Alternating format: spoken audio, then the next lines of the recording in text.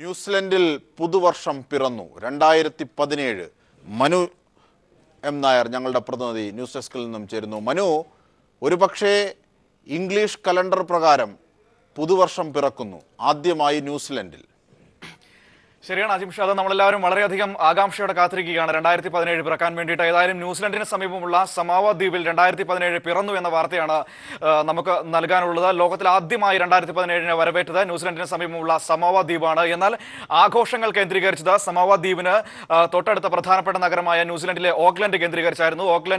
ഓക്ലൻഡിലെ sky ടവറിൽ, ന്യൂസിലൻഡിലെ ഏറ്റവും ഉയരമുള്ള കെട്ടിടമായ സ്കൈ ടവറിൽ വലിയ കരിമരുന്ന് പ്രയോഗങ്ങളോടെയൊക്കെ ആയിരുന്നു 2017 വരവേറ്റത്. 10,000-കണക്കിന് ആളുകളാണ് 2017 വരവേൽക്കാൻ വേണ്ടി ഈ സ്കൈ ടവറിന് സമീപം തടിച്ചുകൂടിയത്. അങ്ങനെ ന്യൂസിലൻഡിൽ ആദ്യമായി പുതുവർഷം എത്തിയിരിക്കുന്നു. ലോകത്തിൽ ആദ്യമായി 2017 അവിടെ പിറന്നിരിക്കുന്നു. ഇനി 1.5 മണിക്കൂറുകൾ കൂടി കഴിയുമ്പോൾ ഓസ്ട്രേലിയയിലെ സിഡ്നിയിലേക്ക് പുതുവർഷം എത്തും.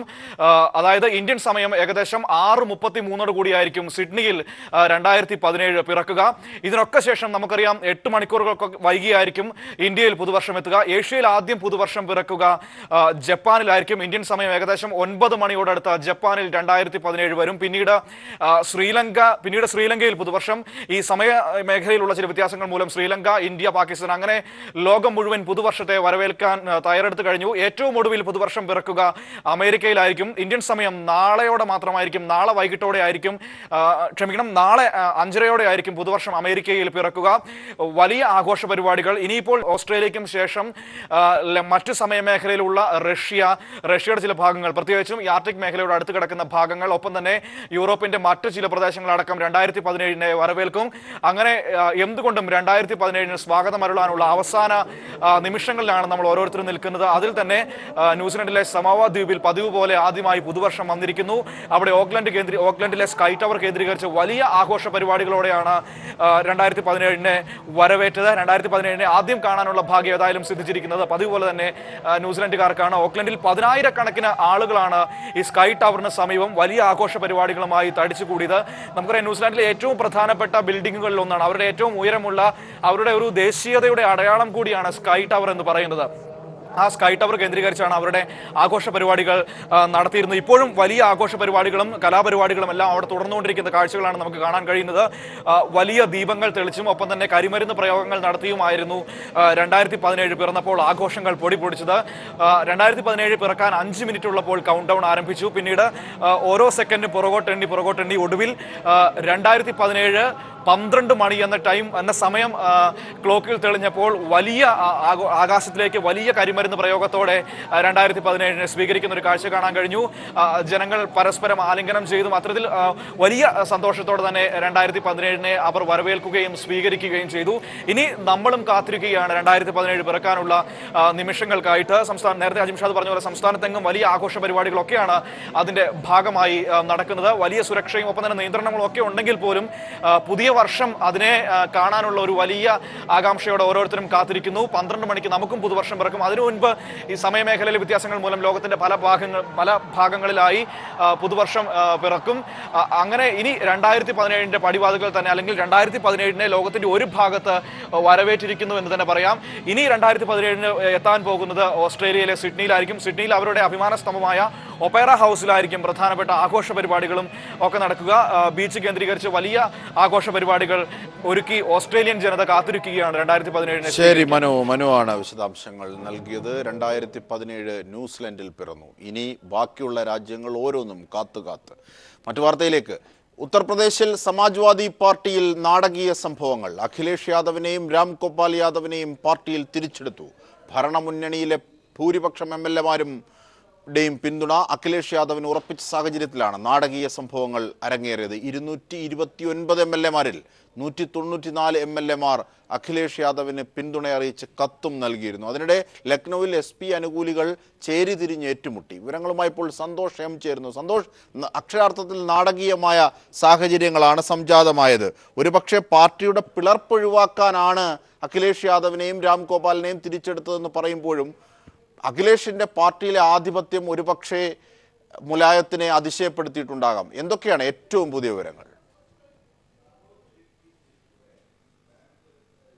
അജിംഷാദ് കഴിഞ്ഞ 24 മണിക്കൂറിനുള്ളിൽ ഉത്തർപ്രദേശിലെ സമാജ്വാദി പാർട്ടിയിൽ നാടകീയ സംഭവ വികാസങ്ങളാണ് അരങ്ങേറിയത്. ഇന്നലെ വൈകുന്നേരമാണ് മുഖ്യമന്ത്രിയും മകനുമായ അഖിലേഷ് യാദവിനെയും പാർട്ടി ജനറൽ സെക്രട്ടറിയും സഹോദരനുമായ രാം ഗോപാൽ യാദവിനെയും പാർട്ടിയിൽ നിന്നും 6 വർഷത്തേക്ക് പുറത്താക്കുന്നതായി പാർട്ടി തലവൻ മുലായം സിംഗ് യാദവ് പ്രഖ്യാപിച്ചത്. അതിനുശേഷം ഇരു വിഭാഗങ്ങളിലുമായി നിർണായകമായ കൂടിയാലോചനകളും മാരത്തോൺ ചർച്ചകളുമാണ് നടന്നത്.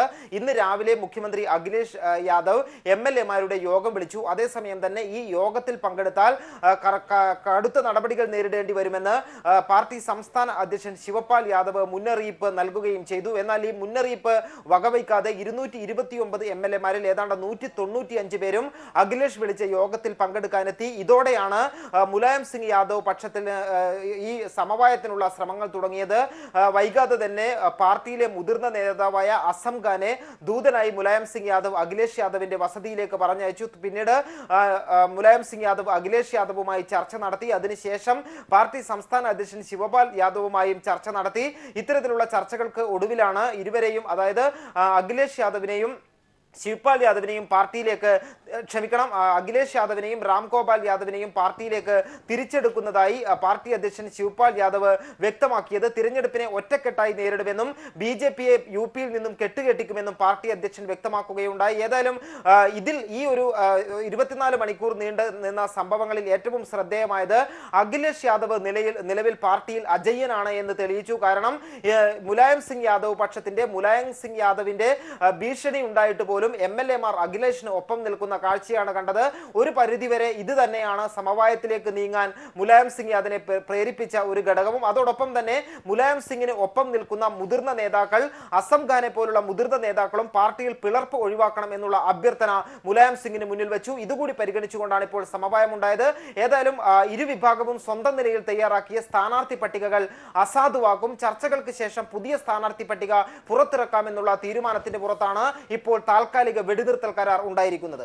ശരി, സന്തോഷാണ് ഉത്തർപ്രദേശിലെ സമാജ്വാദി പാർട്ടിയുടെ സംഭവവികാസങ്ങളെ സംബന്ധിച്ച് റിപ്പോർട്ട് നൽകിയത്. മറ്റു വാർത്തയിലേക്ക്. നോട്ട് നിരോധനം 50 ദിവസം പിന്നിട്ട സാഹചര്യത്തിൽ പ്രധാനമന്ത്രി ഇന്ന് വൈകുന്നേരം രാജ്യത്തെ ജനങ്ങളെ അഭിസംബോധന ചെയ്യും. നോട്ട് നിരോധനത്തെ തുടർന്നുണ്ടായ പ്രതിസന്ധി മറികടക്കാൻ സാമ്പത്തിക ഉത്തേജക പരിപാടികൾ ഉണ്ടായേക്കും. അതേസമയം ATM-കളിൽ നിന്ന് ഒരു ദിവസം പിൻവലിക്കാവുന്ന തുക 4500 രൂപയാക്കി ഉയർത്തിയിട്ടുണ്ട്. ജനുവരി 1 മുതൽ പ്രാബല്യത്തിലാകും ഇത്. എന്നാൽ ആഴ്ചയിൽ പിൻവലിക്കാവുന്ന തുകയായ 24,000 രൂപയിൽ മാറ്റമില്ല. എല്ലാ കണ്ണുകളും പ്രധാനമന്ത്രിയിലേക്ക്. തകർന്നടിഞ്ഞ സാമ്പത്തിക മേഖലയ്ക്ക് പ്രതീക്ഷ നൽകുന്ന പദ്ധതികൾ ഉണ്ടാകുമോ? കർഷകരും ചെറുകിട കച്ചവടക്കാരും ഇനി എന്തു ചെയ്യും? ഇന്ന് രാത്രി രാജ്യത്തെ അഭിസംബോധന ചെയ്യുമെന്ന് അറിയിച്ചിരിക്കുന്ന പ്രധാനമന്ത്രി നരേന്ദ്രമോദിയിലേക്കാണ് ഈ ചോദ്യങ്ങൾ ഉയരുന്നത്. പ്രശ്നങ്ങളെല്ലാം പ്രധാനമന്ത്രിയുടെ പ്രസംഗത്തോടെ പരിഹരിക്കപ്പെടുമെന്ന് കേന്ദ്ര പാർലമെന്ററി കാര്യമന്ത്രി വെങ്കയ്യ നായിഡു അറിയിച്ചിട്ടുണ്ട്. ഓൺലൈൻ ഇടപാട് പ്രോത്സാഹിപ്പിക്കുന്ന പദ്ധതികൾ പ്രഖ്യാപിച്ച് ജനകീയ പ്രശ്നം പരിഹരിക്കാൻ എളുപ്പത്തിൽ പ്രധാനമന്ത്രിക്ക് നിലവിലെ സാഹചര്യത്തിൽ കഴിയില്ല. ദുരിതം തീരാൻ നരേന്ദ്രമോദി ആവശ്യപ്പെട്ട സമയം ഇന്നലെ കഴിഞ്ഞു. നാളെ മുതൽ ജീവനക്കാർക്ക് ശമ്പള ദിനമാണ്. പ്രതിസന്ധിയാകട്ടെ തീർന്നിട്ടുമില്ല. ഈ യാഥാർത്ഥ്യങ്ങൾ അംഗീകരിച്ചുകൊണ്ടുള്ള പ്രസ്താവനകളാണ് രാജ്യം ഇപ്പോൾ പ്രതീക്ഷിക്കുന്നത്. പാവപ്പെട്ടവർക്ക് സൗജന്യ ഗ്യാസ്, കർഷകർക്ക് ആനുകൂല്യങ്ങൾ തുടങ്ങിയ പദ്ധതികൾ പ്രധാനമന്ത്രിയിൽ നിന്ന് ഉണ്ടാകുമെന്ന് BJP വൃത്തങ്ങൾ പ്രചരിപ്പിക്കുന്നുണ്ട്. അതേസമയം ഡിസംബർ 30 വരെ നോട്ട് പിൻവലിക്കാൻ ഏർപ്പെടുത്തിയ നിയന്ത്രണത്തിൽ റിസർവ് ബാങ്ക് ഭാഗിക ഇളവ് വരുത്തി. ജനുവരി 1 മുതൽ ATM-ൽ നിന്നും പിൻവലിക്കാവുന്ന തുകയുടെ പരിധി 2500-ൽ നിന്നും 4500-ആയി ഉയർത്തി. ആഴ്ചയിൽ പിൻവലിക്കാവുന്ന തുകയുടെ പരിധിയിലോ മറ്റു നിയന്ത്രണങ്ങളിലോ മാറ്റം വരുത്തിയിട്ടില്ല. News bureau, Delhi. നോട്ടുകൾ വിദേശത്ത് അച്ചടിക്കാൻ നൽകിയത് വഴി വൻ അഴിമതിയാണ് കേന്ദ്ര സർക്കാർ ലക്ഷ്യമിടുന്നതെന്ന് ഉമ്മൻചാണ്ടി. പാർലമെന്റ് സമിതിയുടെ എതിർപ്പ് മറികടന്നാണ് കേന്ദ്ര നീക്കം. ആഭ്യന്തര മന്ത്രാലയം കരിമ്പട്ടികയിൽപ്പെടുത്തിയ DLRU എന്ന കമ്പനിക്കാണ് അച്ചടിക്കരാർ നൽകിയത്. ഈ കമ്പനിയും മോദിയും തമ്മിലുള്ള ബന്ധം വ്യക്തമാക്കണമെന്നും ഉമ്മൻചാണ്ടി ആവശ്യപ്പെട്ടു. DLRU എന്ന ബ്രിട്ടീഷ് കമ്പനിയെ കരിമ്പട്ടികയിൽ ഉൾപ്പെടുത്തി, ബ്ലാക്ക് ലിസ്റ്റിൽ പെടുത്തി. കേന്ദ്ര ആഭ്യന്തര വകുപ്പ് കരിമ്പട്ടികയിൽ ഉൾപ്പെടുത്തിയ DLRU കമ്പനിയുമായി ഗവൺമെൻറ് ഓഫ് ഇന്ത്യ ഏറ്റവും അടുത്ത ബന്ധം സ്ഥാപിച്ച് അവരുമായി സഹകരിച്ച് പ്രവർത്തിച്ച സാഹചര്യം ഇന്ത്യയിലെ ജനങ്ങളോട് വിശദീകരിക്കണം. നോട്ട് പ്രതിസന്ധി 50 ദിവസം പിന്നിട്ടിട്ടും ജനങ്ങളുടെ ബുദ്ധിമുട്ടിന് യാതൊരു മാറ്റവും ഉണ്ടായിട്ടില്ലെന്നും KPCC അധ്യക്ഷൻ VM സുധീരൻ. ജനങ്ങൾ കലാപത്തിലേക്ക് പോകുന്ന അവസ്ഥയെയാണ് മോദി വിളിച്ചു വരുത്തിയത്. ഒരു ജനതയെ മുഴുവൻ വെല്ലുവിളിച്ചുകൊണ്ട് ഓരോ ദിവസവും പ്രധാനമന്ത്രി പ്രഖ്യാപനം നടത്തുന്നതായും സുധീരൻ തിരുവനന്തപുരത്ത് കുറ്റപ്പെടുത്തി. ഒരു മാറ്റവും ഉണ്ടായിട്ടില്ല. ATM-ൽ നിന്നും പിൻവലിക്കുന്ന പണത്തിന്റെ തോതിൽ ചില വ്യത്യാസം വന്നതല്ലാതെ ഇത്ര നിരുത്തരവാദപരമായി ഒരു രാജ്യത്തിന്റെ ഭരണം, ഒരു രാഷ്ട്രത്തിന്റെ ഭരണം ഇതുപോലെ കൈകാര്യം ചെയ്തൊരു ഭരണാധികാരി ലോകത്ത് എവിടെയെങ്കിലും. അതുകൊണ്ട് ജനദ്രോഹപരമായ ജനങ്ങളുടെ ജീവിക്കാനുള്ള അവകാശത്തെ തന്നെ വെല്ലുവിളിക്കുന്ന നരേന്ദ്രമോദി പമ്പര വിഡ്ഢിത്തം ചെയ്തിട്ട് വീണ്ടും ജനങ്ങളെ അനുദിനം വിഡ്ഢികളാക്കി മാറ്റുന്ന പ്രഖ്യാപനങ്ങളുടെ പരമ്പരകളുമായി മുന്നോട്ട് പോകുന്ന നരേന്ദ്രമോദിക്കെതിരെയുള്ള പ്രക്ഷോഭം ഏറ്റവും ശക്തമായി മുന്നോട്ട് കൊണ്ടുപോകേണ്ട സന്ദർഭമാണ് ഇതേ കാര്യത്തിൽ. അർഹരായ മുഴുവൻ പേർക്കും പെൻഷൻ നൽകുമെന്ന് ധനമന്ത്രി തോമസ് ഐസക്. അനർഹരെ കണ്ടെത്താനുള്ള നടപടി പൂർത്തീകരിക്കുകയാണ്. പെൻഷൻ മുടങ്ങിയവർക്ക് മുൻകാല പ്രാബല്യത്തോടെ പെൻഷൻ നൽകും.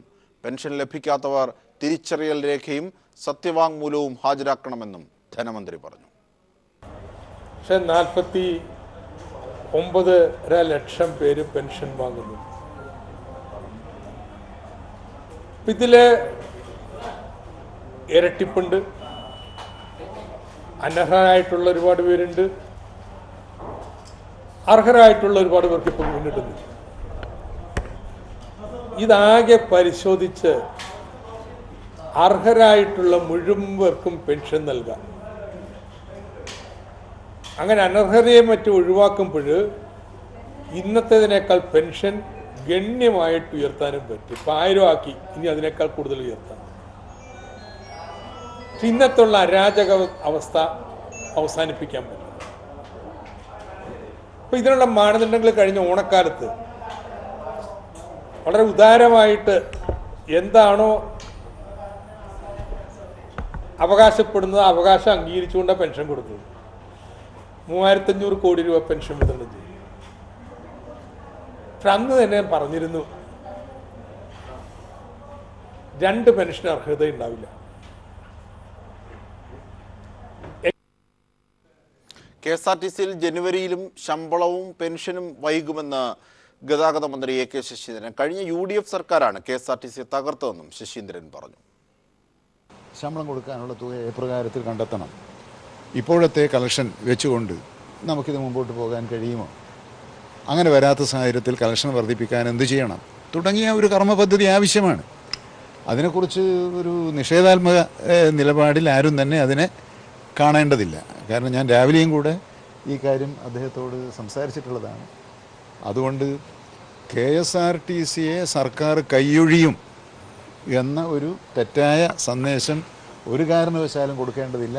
വാർത്തകളിലേക്ക്. അണ്ണാ DMK പാർട്ടിയുടെ ജനറൽ സെക്രട്ടറി സ്ഥാനം ശശികല ഏറ്റെടുത്തു. റോയൽപേട്ടയിൽ പാർട്ടി ആസ്ഥാനത്ത് നടന്ന ചടങ്ങിലാണ് ശശികല പാർട്ടി അമരത്വം ഏറ്റെടുത്തത്. AIADMK 100 വർഷം തമിഴ്നാട് ഭരിക്കുമെന്ന് ശശികല പറഞ്ഞു. ഏകപക്ഷീയമായി തന്നെ തെരഞ്ഞെടുത്തതിൽ പാർട്ടി പ്രവർത്തകരോട് ശശികല നന്ദിയും അറിയിച്ചു. പാർട്ടി ആസ്ഥാനത്ത് നടന്ന ചടങ്ങിലാണ് ശശികല ജനറൽ സെക്രട്ടറിയായി പദവി ഏറ്റെടുത്തത്. റോയപ്പേട്ടയിലെ MGRന്റെ സ്മാരകത്തിൽ പുഷ്പാഞ്ജലി അർപ്പിച്ചതിന് ശേഷമാണ് ശശികല ചടങ്ങിലേക്ക് എത്തിയത്. ജയലളിത നയിച്ച പാതയിലൂടെ പാർട്ടിയെ നയിക്കുമെന്ന് ശശികല പറഞ്ഞു. ജയലളിതയുടെ വിയോഗത്തോടെ തമിഴ്നാട് അനാഥമായെന്നും അവർ പറഞ്ഞു. അടുത്ത 100 വർഷം AIADMK തമിഴ്നാട് ഭരിക്കുമെന്നും തന്റെ ജീവിതം ഇനി തമിഴ് ജനതയ്ക്ക് വേണ്ടി നീക്കിവച്ചിരിക്കുകയാണെന്നും ശശികല പറഞ്ഞു.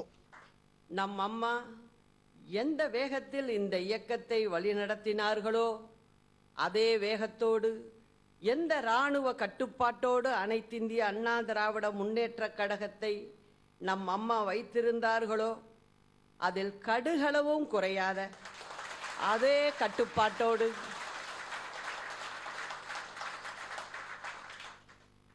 உழைக்கும் தொண்டர்களுக்கு உயர்வளித்து அழகு பார்க்க எந்த அளவுகோலை நம் அம்மா கொண்டிருந்தார்களோ அந்த அளவுகோலோடு நம் அம்மா காட்டிய வழியில் இருந்து இம்மி கூட விலகாமல்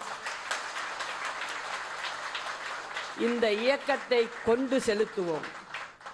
ശശികലയെ ജനറൽ സെക്രട്ടറിയായി അംഗീകരിച്ചുകൊണ്ടുള്ള പ്രമേയം കഴിഞ്ഞ ദിവസം പാർട്ടി ജനറൽ കൗൺസിലിൽ പാസാക്കിയിരുന്നു. ശശികലയുടെ നേതൃത്വത്തിൽ പ്രവർത്തിക്കാമെന്ന് AIADMK നേതൃത്വം അംഗീകരിക്കുന്ന പ്രമേയമാണ് പാസാക്കിയത്. പാർട്ടിയിൽ ചിന്നമ്മ എന്നാണ് ശശികല നടരാജൻ അറിയപ്പെടുന്നത്. 32 വർഷക്കാലം അമ്മയുടെ തോഴിയായി പ്രവർത്തിച്ചു എന്നതാണ് ശശികലയുടെ ഗുണമായി AIADMK വാഴ്ത്തുന്നത്.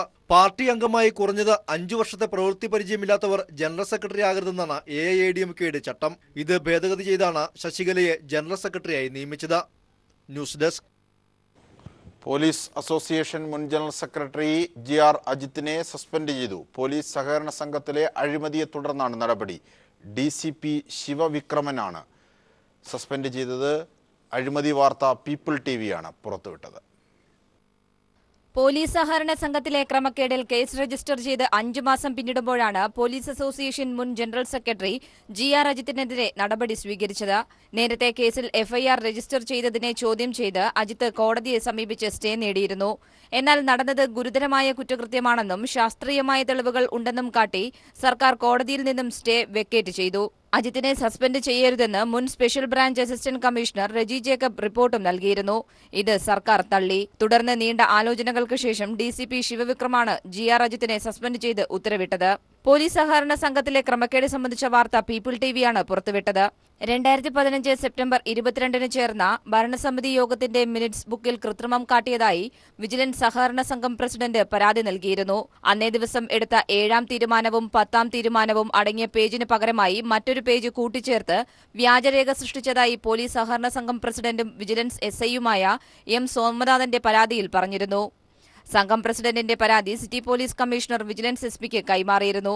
പ്രമുഖ പോലീസ് ഉദ്യോഗസ്ഥൻ ഉൾപ്പെട്ട ഭരണസമിതിക്കെതിരെ പ്രസിഡന്റ് തന്നെ പരാതി നൽകിയത് ഉന്നത പോലീസ് ഉദ്യോഗസ്ഥരെയും അന്ന് ഞെട്ടിച്ചിരുന്നു. News bureau, Thiruvananthapuram.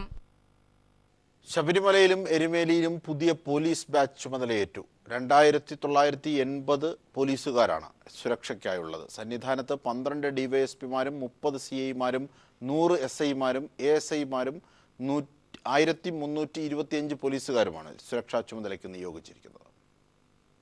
തങ്കയങ്കി ചാർത്തി ദീപാരാധന തൊഴുത ദിവസം ഉണ്ടായ അനിഷ്ട സംഭവങ്ങളുടെ പശ്ചാത്തലത്തിലാണ് പോലീസ് ഉദ്യോഗസ്ഥരുടെ എണ്ണം വർദ്ധിപ്പിച്ചതും സന്നിധാനത്തും മാളികപ്പുറത്തും സുരക്ഷ വർദ്ധിപ്പിച്ചതും. തീർത്ഥാടകരുടെ സേവകരെന്ന നിലയിൽ പോലീസ് പ്രവർത്തിക്കണമെന്നും വാക്കുകളിൽ പോലും മര്യാദ കാട്ടണമെന്നുമാണ് പോലീസ് സ്പെഷ്യൽ ഓഫീസർ പോലീസ് ഉദ്യോഗസ്ഥർക്ക് നൽകിയ നിർദ്ദേശം. ജോലിക്കിടെ മൊബൈൽ ഫോൺ ഉപയോഗിക്കരുതെന്നും അയ്യപ്പന്മാരെന്നും മാളികപ്പുറങ്ങളെന്നും മണികണ്ഠന്മാരെന്നും മാത്രമേ അഭിസംബോധന ചെയ്യാവൂ എന്നും പോലീസ് ഉദ്യോഗസ്ഥർക്ക് നിർദ്ദേശമുണ്ട്. പമ്പയിൽ 8 DYSP-മാരും 18 CI-മാരും 80 SI ASI-മാരും 960 പോലീസുകാരും 13 വനിതാ പോലീസുകാരുമാണുള്ളത്. എരുമേലിയിൽ ഒരു DYSP-യുടെ നേതൃത്വത്തിൽ 6 CI-മാരും 63 SI ASI-മാരും 358 പോലീസുകാരും 6 വനിതാ പോലീസ് ഉദ്യോഗസ്ഥന്മാരും സുരക്ഷാ ജോലിക്കുണ്ട്. കർണാടക പോലീസിന്റെ പുതിയ ബാച്ച് ഇന്ന് എത്തും. പമ്പയിലും സന്നിധാനത്തുമായി 80 പേരാണ് ജോലി നോക്കുന്നത്. 12 ASI-മാരും 68 പോലീസുകാരുമാണ് പുതിയ ബാച്ചിലുള്ളത്. ദേശീയ ദുരന്ത നിവാരണ സേനയുടെ 64 പേർ സന്നിധാനത്തുണ്ട്. അഗ്നിശമന രക്ഷാ സേനയുടെ 4ാമത് ബാച്ചും ചുമതലയേറ്റിട്ടുണ്ട്. സന്നിധാനത്ത് കേരള, തമിഴ്നാട്, കർണാടക പോലീസും ദ്രുതകർമ്മ സേനയും കേരള പോലീസ് കമാൻഡോകളും ദേശീയ ദുരന്ത നിവാരണ സേനയും റിസർവ് പോലീസും തീർത്ഥാടകരെ നിയന്ത്രിക്കാൻ രംഗത്തുണ്ട്. വിജേഷ് നടുവിൽ, സന്നിധാനം.